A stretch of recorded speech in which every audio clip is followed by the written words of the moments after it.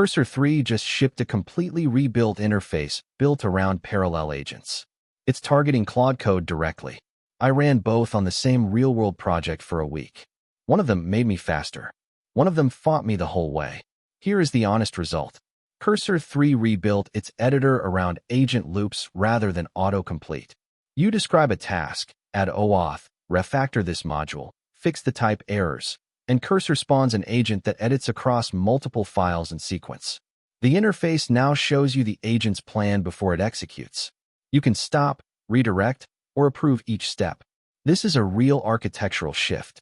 Claude Code operates natively in the terminal with full system access. It can run commands, install packages, and manage Git in the same session as the code edits. For workflows that cross boundaries, code plus deployment, code plus database migrations, code plus API testing, Claude Code completes the full loop. Cursor 3 hands off to you at the terminal boundary. 4 pure in-editor tasks, writing components, refactoring functions, fixing bugs in one file. Cursor 3 was faster.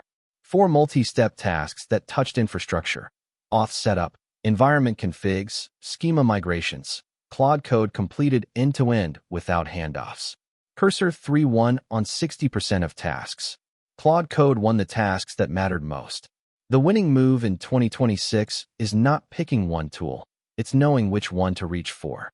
Cursor 3 for focused in-IDE work and rapid iteration. Claude Code for agentic workflows that cross system boundaries. Keep both configured. Full breakdown at codebase.com. Subscribe for the coverage that tests tools for real.